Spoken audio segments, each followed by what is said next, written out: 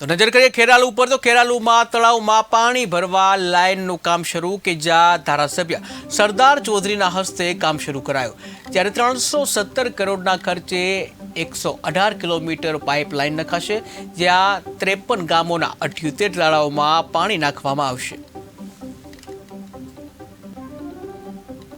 જે તળાવો ગ્રેવિટીથી પાણી ભરાતા નહોતા એ તળાવ માટે સરકારશ્રી દ્વારા ખેરાલુ અને સતલાસરના તળાવો અને ચેકડેમો ભરવા માટે 317 કરોડની જે યોજના મંજૂર કરી, જે અંતર્ગત 1600 ડાયાથી લઈને અલગ અલગ 1000 ડાયા 600 ડાયા વગેરે ડાયાની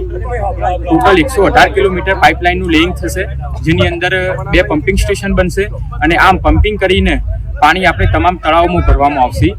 ટાઈમ લિમિટ છે 2 વર્ષની, પરંતુ અમારો પ્રયત્ન છે કે અમે ટાઈમ લિમિટ પહેલા કામગીરી પૂર્ણ કરીએ અને ખેડૂતોને તળાવ સુધી પાણી પહોંચાડીએ। ભરવામાં આવશે અને પછી સરકાર એમાં ડ્રીપ ઇરિગેશન કરીને ખેડૂતો જો આનો સિંચાઈ માટે ઉપયોગ કરે એનું પણ ભવિષ્યમાં વિચાર કરવાની છે। આરઓયુનો જે સરકારનો કાયદો છે એ મુજબ દરેક ખેડૂતોને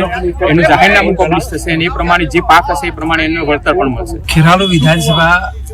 વિસ્તારના સતલાસના અને ખેરાલુ તાલુકાના 53 ગામોમાં 73થી વધારે તળાવો અને ચેકડેમ ભરવા માટે અમારા વિસ્તારના આગેવાનોની ગુજરાત સરકારમાં માગણી હતી અને ગુજરાત સરકારના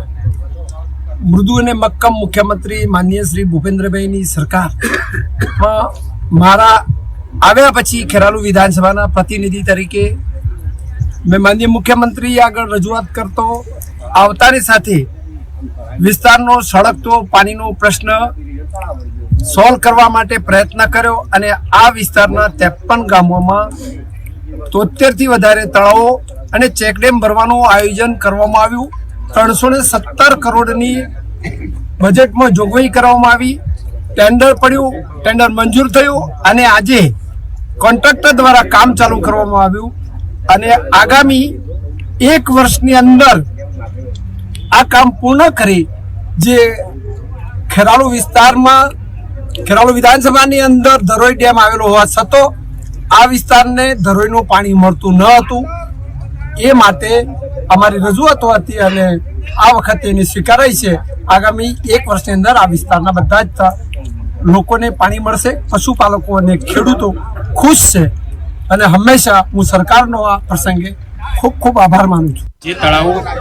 ગ્રેવિટીથી પાણી ભરાતા નહોતા એ તળાવ માટે સરકારશ્રી દ્વારા ખેરાલુ અને સતલાસરના તળાવો અને ચેક